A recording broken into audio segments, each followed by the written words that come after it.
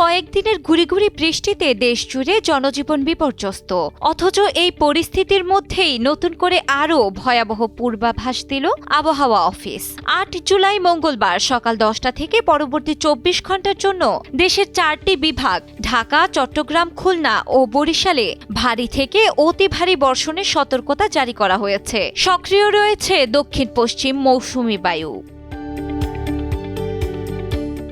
আবহাওয়া অধিদপ্তর বলছে এই 4 বিভাগের কোথাও কোথাও মুষলধারে বৃষ্টির সম্ভাবনা রয়েছে, যার মাত্রা 88 মিলিমিটারের বেশি হতে পারে। তা অতি ভারী বর্ষণ হিসেবে গণ্য হবে। এর প্রভাবে বিভিন্ন স্থানে জলাবদ্ধতা, নদীর পানি বৃদ্ধি এবং সবচেয়ে ভয়াবহ আশঙ্কা ভূমিধস।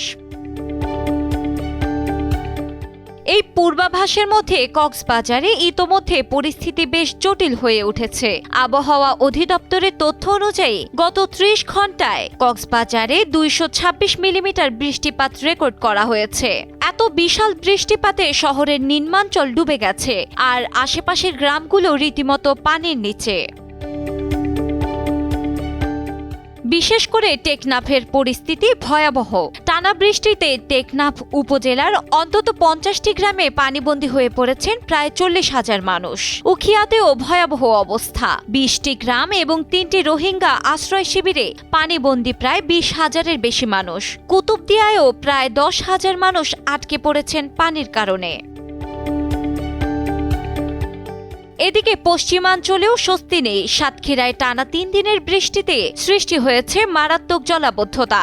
আবহাওয়া অফিসের নতুন বার্তা আতঙ্ক আরও বাড়িয়ে দিয়েছে। কারণ শুধু উপকূল নয়, এবার রাজধানী ঢাকা, বন্দরনগরী চট্টগ্রাম, শিল্পনগরী খুলনা সবখানেই বাড়তে পারে দুর্ভোগ। সব শহরগুলোর জলাবদ্ধতার সমস্যা নতুন কিছু নয়। ভারী বর্ষণের ফলে অল্প সময়ে ডুবে যেতে পারে রাস্তাঘাট, অফিস পাড়া, বাসাবাড়ি।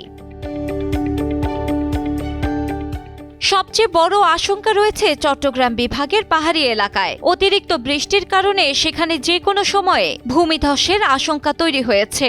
এর আগে একাধিকবার পাহাড় ধসে প্রাণহানিও ঘটেছে এসব এলাকায়। আবহাওয়ার এই বিপদ সংকেতের কারণে সাধারণ মানুষ আবারও পড়েছেন আতঙ্কে।